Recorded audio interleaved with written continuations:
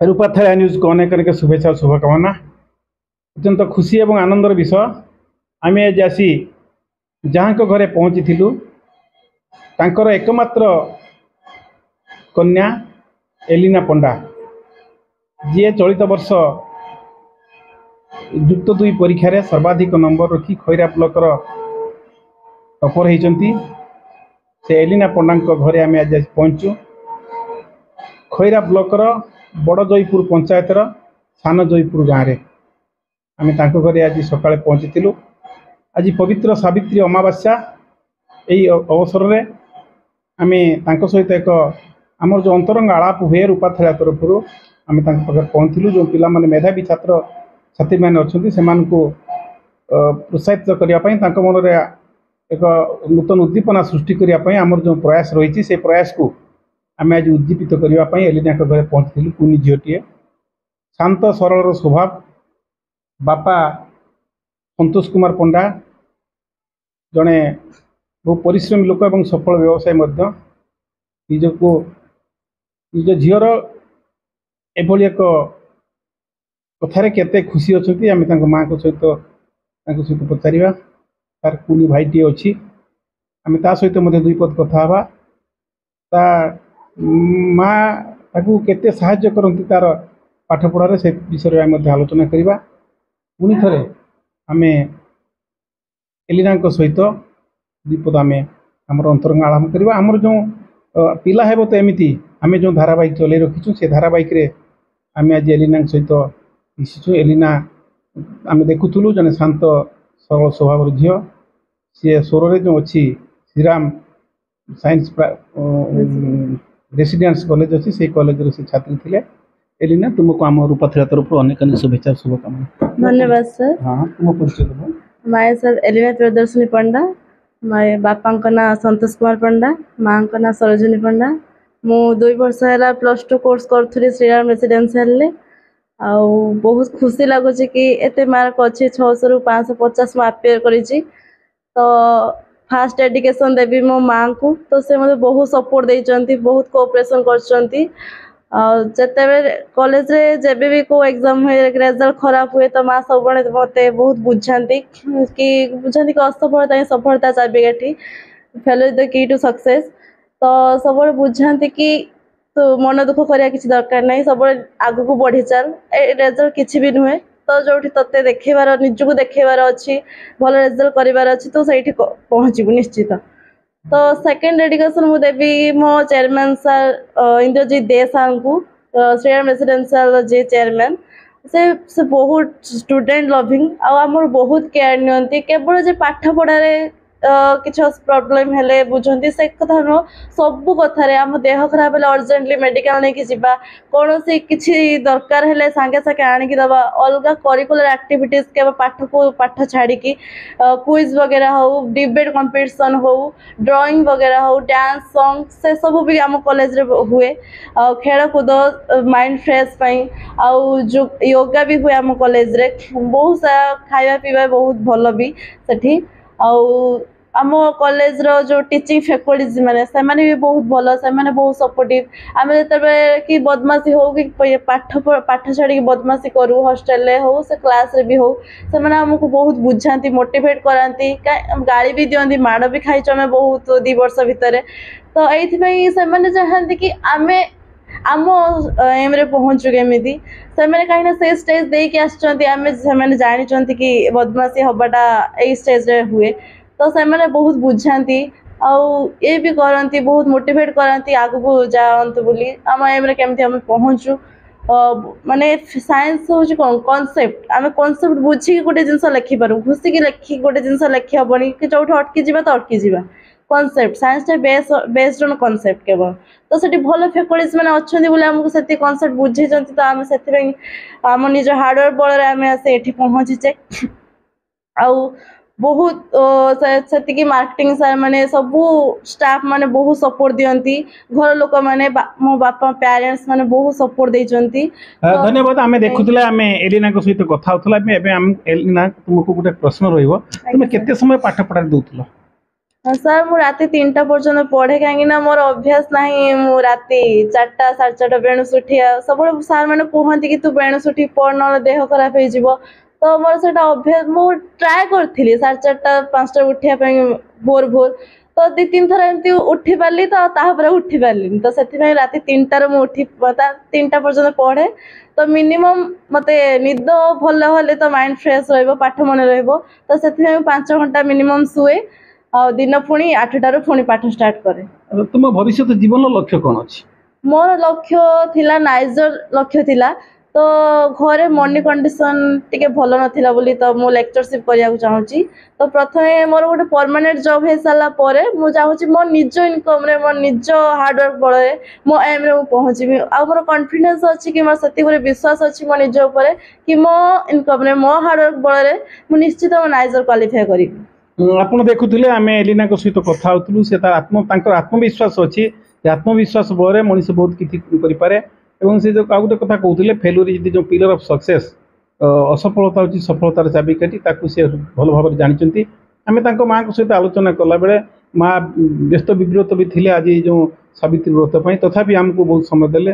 ଆମେ କାଲି ଆମର ଆସିବାର ଯୋଜନା ଥିଲା କାଲି ଏଲିନାଙ୍କ ତାଙ୍କ କଲେଜ ତରଫରୁ ତାଙ୍କୁ ସମ୍ବର୍ଦ୍ଧନା କରାଯାଉଥିଲା ସେଇଥିପାଇଁ ତୁମର କେତେ ଜଣ ପିଲା ଏଥର ପରୀକ୍ଷା ଦେଇଥିଲେ ଏବଂ ତମ ଆମ ଶ୍ରୀରାମ କଲେଜରେ 159 ପିଲା ଏକ୍ଜାମ ଆପିୟର କରିଥିଲେ 184 ପିଲା ଫାର୍ଷ୍ଟ ଡିଭିଜନ ପାଇଛନ୍ତି 63 ପିଲା 80% ଏଭବ ମାର୍କ ରଖିଛନ୍ତି 6 ଜଣ 90% ଏଭବ ରଖିଛନ୍ତି ଆଉ ସେକେଣ୍ଡ କ୍ଲାସ ପାଇଛନ୍ତି 15 ଜଣ। ଧନ୍ୟବାଦ। ଆମେ ଏଲିନାଙ୍କ ସହିତ ଏଥିରେ କଥା ହେଉଥିଲା ଆମେ ଏବେ ଏଲିନାଙ୍କ ବାବାଙ୍କ ସହିତ ଦୁଇ ପଦ କଥା ହେବା। ଧନ୍ୟବାଦ ଏଲିନା। ଆମେ ଜଗନ୍ନାଥଙ୍କ ନିକଟରେ ପ୍ରାର୍ଥନା କରୁଛୁ ଭଗବାନ ତୁମର ଚଲାପଥକୁ ଅଧିକ କୁସୁମିତ କରନ୍ତୁ ରୁଦ୍ଧିମନ୍ତ କରନ୍ତୁ ତୁମର ଯେଉଁ ସ୍ୱପ୍ନ ଅଛି ଜଣେ ଭଲ ଅଧ୍ୟାପିକା ହେବ ଏବଂ ତାପରେ ଆଗକୁ ବଢ଼ିବ ସେଇ ମାନସିକତା ତୁମର ପୂର୍ଣ୍ଣ ହେଉ ଭଗବାନ ତୁମକୁ ଚଳାପଥରେ ପୁଷ୍ପବୃଷ୍ଟି କରନ୍ତୁ ଏ କାମନା କରି ଆମେ ପୁଣି ଥରେ ତୁମର ସମସ୍ତ କୁଶଳ କାମନା କରି ଆମେ ବାବା ଏବଂ ମାଆଙ୍କ ସହିତ ଦୁଇ ପଦ କଥା ହେବା। ଧନ୍ୟବାଦ। ଧନ୍ୟବାଦ। ଏବେ ଆମେ ଏଲିନାଙ୍କର ବାବା ଏବଂ ମାଆଙ୍କ ସହିତ ଦୁଇ ପଦ କଥା ହେବା। ଆମେ ଦେଖୁଥିଲୁ ତାଙ୍କ ମାଆ ଜଣେ ବନ୍ଧୁବତ୍ସଳା ଏତେ ସୁନ୍ଦର ସୁଗୃହିଣୀ ତାଙ୍କର ଯେଉଁ ମାନସିକତା ଅଛି ସେ ଝିଅ କେବଳ ଝିଅ ନୁହେଁ ପୁଅ କେମିତି ଭଲ ପଢ଼ିବ ନାଁ ରଖିବ ନିଜ ମାଟିର ନାଁ ରଖିବ ନିଜ ଅଞ୍ଚଳର ନାଁ ରଖିବ ସେଥିପାଇଁ ସେ ସଦା ବ୍ୟସ୍ତ ବିବ୍ରତ। ଏଲିନା ଯେଉଁ ସ୍କୁଲରେ ପଢ଼ୁଥିଲା ପୁଅ ମଧ୍ୟ ସେଇ ସ୍କୁଲରେ ପଢ଼ୁଛି ଆଉ ଯେଉଁ ସ୍କୁଲ ଏବେ ଯେଉଁ ହାଇସ୍କୁଲ ଏଥର ସୁନାମ ଅର୍ଜନ କରିଛି ମେଟ୍ରିକ୍ ପରୀକ୍ଷାରେ ତାଙ୍କ ପୁଅ ସେଇ ହାଇସ୍କୁଲରେ ମଧ୍ୟ ଛାତ୍ର ଅଛି। ଆମେ ସେ ବିଷୟରେ ତ ପରେ କଥା ହେବା ଏବେ ତାଙ୍କ ବାପାଙ୍କ ସହିତ ଦୁଇ ପଦ କଥା ହେବା। ଆଜ୍ଞା ଆପଣଙ୍କୁ ପରିଚୟ ଦେବେ। ମୋ ନାଁ ସତୀଶ କୁମାର ପଣ୍ଡା। ମୋ ଝିଅ ତାଙ୍କ ସ୍ୱଇଚ୍ଛାରେ ଶ୍ରୀରାମ କଲେଜରେ ପଢ଼ିବାକୁ ଇଚ୍ଛା କଲା ମୁଁ ତାକୁ ବାଧ୍ୟ କରିନାହିଁ ନିଜ ବଳରେ ବହୁତ ପରିଶ୍ରମ କରି ବହୁତ ସଫଳତା ହେଉଛି 550 ନମ୍ବର। ଆପଣ କେତେ ଖୁସି ଅଛନ୍ତି? ମୋର ଗୋଟିଏ ଝିଅ। କେତେ ଖୁସି ଅଛନ୍ତି? ବହୁତ ଖୁସିରେ ଅଛି ଯାଉ ସର୍ବେଶ୍ୱର ମହାଦେବ କୃପାରୁ ସେ ଆଶୀର୍ବାଦ ଦେଇଛନ୍ତି ବହୁତ ଧନ୍ୟବାଦ ଠାକୁରଙ୍କୁ। ଧନ୍ୟବାଦ। ଆମେ ଦେଖୁଥିଲେ ସନ୍ତୋଷ ଭାଇଙ୍କ ସହିତ କଥା ହେଉଥିଲୁ ଏବଂ ତାଙ୍କ ମାଆ ସରୋଜିନୀ ପଣ୍ଡା ସେ ଜଣେ ଖାଲି ସୁଗୃହିଣୀ ନୁହନ୍ତି ବନ୍ଧୁବତ୍ସଳା ଏବଂ ପିଲାମାନଙ୍କର ପାଇଁ ସେ ଅଧିକ ଯତ୍ନ ନିଅନ୍ତି। ଆମେ ସେଇ ଭଉଣୀଙ୍କ ସହିତ ଦୁଇ ପଦ କଥା ହେବା। ଧନ୍ୟବାଦ ଭଉଣୀ। ଆଜି ପବିତ୍ର ସାବିତ୍ରୀ ଅମାବାସ୍ୟାରେ ଆମେ ଆପଣଙ୍କ ଘରେ ପହଞ୍ଚିଛୁ। ଆପଣ ଝିଅ ଏଲିନା। ଆଜ୍ଞା ଧନ୍ୟବାଦ ସାର୍। ମୁଁ ସରୋଜିନୀ ପଣ୍ଡା ମୋ ସ୍ୱାମୀ ସନ୍ତୋଷ ପଣ୍ଡା ମୋ ଝିଅ ଏଲିନା ପ୍ରିୟଦର୍ଶନ ପଣ୍ଡା ପୁଅ ଉମାଶଙ୍କର ପଣ୍ଡା। ମୁଁ ଜୟପୁର ଗ୍ରାମରେ ଗୋଟେ ମାନେ ହାଉସ୍ ୱାଇଫ୍ ଆଉ ମୁଁ ଏତିକି ଖୁସି ଅଛି ଯେ ମୋ ଛୁଆ ମାନେ ତା ପରିଶ୍ରମ ବଳରେ ଆଜି +2 ସାଇନ୍ସରେ ସେ 550 ରଖିପାରୁଛି ମୁଁ ସେଥିପାଇଁ ଗର୍ବିତ। ଆଉ ଅଧିକାଟା ଯେ ଆଶା କରି ମୁଁ ସେ ଚାହୁଁନାହିଁ କିନ୍ତୁ ଯେତିକି ବି ମୋ ପାଇଁ ଠାକୁର ମୋତେ ଦେଇଛନ୍ତି ସେଥିପାଇଁ ମୁଁ ଗର୍ବିତ। ଆଉ ଆଜି ଆମର ଖଇରା ବ୍ଲକରେ ସେ ପ୍ରଥମ ସ୍ଥାନ ଅଧିକାର କରିଥିବାରୁ ମୁଁ ବହୁତ ଖୁସି ଅଛି ମୋ ମା ହେଇକି।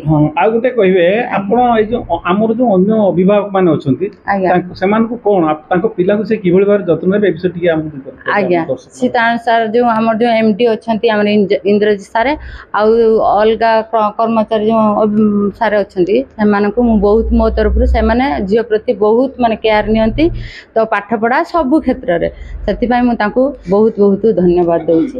ଆପଣ ଅଭିଭାବକ ମାନଙ୍କୁ ଆପଣ ଯେମିତି ଝିଅର କେତେ ସମୟ ଯତ୍ନ ନେଉଥିଲେ? ଆପଣ ଝିଅର ପାଠ ପଢିବା ପାଇଁ ତ କେତେ ପରାମର୍ଶ ଦଉଥିଲେ କଣ ସେ ବିଷୟ ଟିକେ? ମୁଁ ସାର୍ ସବୁବେଳେ ତାର ଯେତେବେଳେ ରେଜଲ୍ଟ କେତେବେଳେ ଖରାପ ପଡେ ସେ ଯେତେ କାନ୍ଦେ କି କେତେବେଳେ ମନ ଦୁଃଖ କରେ ମୁଁ ତାକୁ କେତେବେଳେ ମାନେ ଭାଙ୍ଗି ପଡିତେ ଦିଏନି। ସବୁବେଳେ କହେ ମା ଯାହା ହେଇ ଯାହା ଚାଲି ଯାଇଛି ଆଗକୁ କଣ ହବ ସେଇଟା ଭାବ, ଯେମିତି ଆଗକୁ ତୁ ଭୁଲ ନ କରୁ, ଆଗକୁ ଅନ୍ୟମନସ୍କ ନ ହଉ, ଯେମିତି ମାନେ ସିଏ କହିଥିଲା ଯେ ମୁଁ ମା ତତେ କରିକି ଦେଖେଇଦେମି, ମାନେ ଲାଷ୍ଟ ସମୟରେ ମୁଁ ଦେଖିନି ଯାହା କରି ଯେତିକି ଦେଖିଛି ମୋ ପାଇଁ ବହୁତ। ଧନ୍ୟବାଦ। ଆମେ ଏଲିନାଙ୍କ ମା ସରୋଜିନୀ ଦେଈଙ୍କ ସହିତ କଥା ହଉଥିଲେ। ସରୋଜିନୀ ଦିଦି ବାସ୍ତବିକ ଜଣେ ସୁଗୃହିଣୀ, ଖାଲି ତ ସୁଗୃହିଣୀ ନୁହନ୍ତି, ଜଣେ ଭଲ ମାଟିଏ ଏବଂ ତାଙ୍କର ଯେଉଁ ଅନୁଭୂତି ଅଛି ସେ ପିଲା ଯେତେବେଳେ ଭାଙ୍ଗି ପଡ଼େ ଖରାପ କ'ଣ ଟିକେ କେଉଁଥିରେ ଫଳରେ ଯଦି ଟିକେ ଅସଫଳ ହେଲା ବୋଲି ଭାବିଥାଏ ସେ ମନକୁ, ତାକୁ ସେ ସାନ୍ତ୍ୱନା ଦିଅନ୍ତି, ବୁଝାନ୍ତି। ସେ ତାଙ୍କର ସେ ଆଶୀର୍ବାଦ ପିତାମାତା ସୁକଲ୍ୟାଣେ ପୁତ୍ର ପୁତ୍ରୀ ହୁଅନ୍ତି ସୁଖୀ, ଯେଉଁ କଥା ବାପା ମାଆଙ୍କର ଆଶୀର୍ବାଦ ଥିଲାବେଳେ ଏଲିନା ଆଜି ଏତେ ବାଟକୁ ଯାଇଛି ଏବଂ ଏଲିନାର ଯେଉଁ ସ୍ୱପ୍ନ ଅଛି ସେ ଜଣେ ଭଲ ଅଧ୍ୟାପିକା ହେବ, ସେ ଅଧ୍ୟାପିକା ହେଉ ଏବଂ ଆଗକୁ ବଢ଼ୁ ଏହି ଆଶା ଭରସା ରଖୁଛୁ। ଆମେ ଏଲିନାର ଭାଇଟିଏ ଅଛି, ସେ ନବମ ଶ୍ରେଣୀର ଛାତ୍ର, ଆମେ ତା ସହିତ ପଦେ କଥା ହେବା। ଧନ୍ୟବାଦ। ଆମେ ଏଲିନାଙ୍କର କୁନି ଭାଇଟିଏ, ତାଙ୍କ ସହିତ ଆମେ କଥା ହେଉଥିଲୁ। ତାଙ୍କ ନାଁ ଉମା ଏବଂ ଶଙ୍କର। ଯେତେବେଳେ ପ୍ରଥମେ ଝିଅ ହେଇଗଲା ପରେ ବାପା ମା ଚାହିଁଥିଲେ ଆମର ଗୋଟେ ପୁଅଟିଏ ହେଉ, ସେଇଥିପାଇଁ ଶିବଙ୍କ ପୂଜା କରୁଥିଲେ, ସେଇଥିପାଇଁ ତାଙ୍କ ନାଁ ରଖିଥିଲେ ଉମା ଏବଂ ଶଙ୍କର। ଧନ୍ୟବାଦ ଉମା ଶଙ୍କର। ତୁମ ପରିଚୟ ଦିଅ।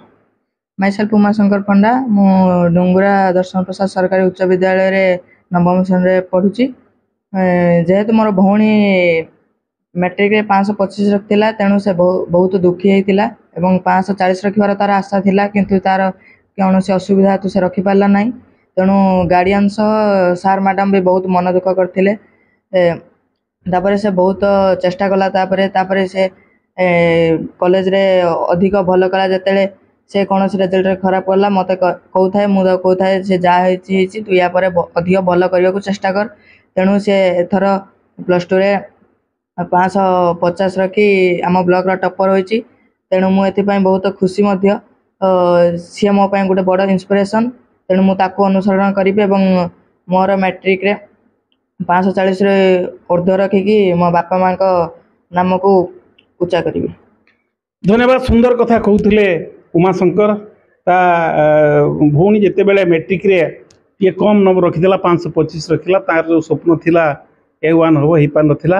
ପରବର୍ତ୍ତୀ ସମୟରେ ସିଏ ତାକୁ ସଫଳତାର ଶେଷ ସୀମାରେ ପହଞ୍ଚାଇଛି ଏବଂ ତାର ଯେଉଁ ସ୍ୱପ୍ନ ଆମେ ବି ଦେଖୁଥିଲୁ ସେଇ କଥା। ହାଇସ୍କୁଲର ପରୀକ୍ଷା ଫଳ ଯେତିକି ଆନନ୍ଦଦାୟକ ନୁହେଁ, ଯୁକ୍ତ 2ର ପରୀକ୍ଷା ଫଳ ଅଧିକ ଆନନ୍ଦଦାୟକ ଏବଂ ତାକୁ ହିଁ ଏଲିନା ରଖିଛନ୍ତି। ଏଲିନାକୁ ଆମେ ଗୋଟେ କଥା ରହିବା। ଏଲିନା, ଆମର ଯେଉଁ ଅଛନ୍ତି ତୁମ ବର୍ଗର ପିଲାମାନେ, ତୁମ ଶ୍ରେଣୀର ତୁମ ସମସ୍ତ ପିଲାମାନଙ୍କୁ, ସେମାନଙ୍କୁ ତୁମର କ'ଣ ରହିବ ବାର୍ତ୍ତା?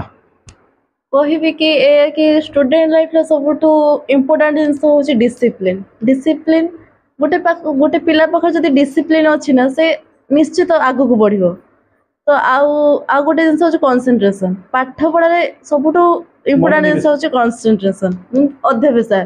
ସେ ଯଦି ସେଇ ଜିନିଷଟାକୁ କଣ୍ଟିନ୍ୟୁ କରିକି ରଖିଲା ତ ନିଶ୍ଚିତ ସେ ନିଜ ଏମ୍ରେ ଯାଇକି ପହଞ୍ଚି ପାରିବ।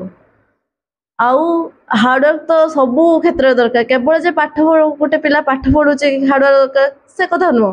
ଅଲଗା କରିକୁଲାର ଆକ୍ଟିଭିଟିଜ୍, ଡ୍ୟାନ୍ସ ହଉ, ସଙ୍ଗ ହଉ, ନିଜକୁ ଖଟିବାର ଅଛି, ନିଜକୁ ନିୟୋଜିତ କରିବାର ଅଛି। ସବୁ ଜିନିଷରେ ହାର୍ଡୱାର୍କ ନିହାତି ଦରକାର। ହାର୍ଡୱାର୍କ ଇଜ୍ ଦ କି ଟୁ ସକ୍ସେସ୍।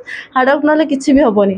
ଆଉ ସବୁବେଳେ ନିଜ ଉପରେ ବିଶ୍ୱାସ ରଖିବା ଦରକାର କି ମୁଁ ଏଇ ଜିନିଷଟା ପାରିବି। ସେଇ ଜିନିଷଟା ବହୁତ ବଡ଼ ଜିନିଷ, ଯେଉଁଟାକି ଆତ୍ମବିଶ୍ୱାସଟା କ୍ରିଏଟ୍ କରନ୍ତି ମୋ ବାପା ମା। ବେଶୀ ମୋ ମା ମୋତେ ବହୁତ ସପୋର୍ଟ କରିଛନ୍ତି। ସେଇ ଜିନିଷଟା ମୋ ଭିତରେ କ୍ରିଏଟ୍ କରିଛନ୍ତି ମୋ ମା। ତାପରେ କଲେଜ ଫ୍ୟାକଲ୍ଟିଜ୍ ମାନେ ଇନ୍ଦ୍ରଜିତ ଦେ ସାର୍, ଏମାନେ ସବୁ ବହୁତ କୋଅପରେଟିଭ୍ କରିଛନ୍ତି, ସପୋର୍ଟ କରିଛନ୍ତି। ତ ସେଇଥିପାଇଁ ମୁଁ ଏଇ ପୋଜିସନ୍ରେ ରହିଛି।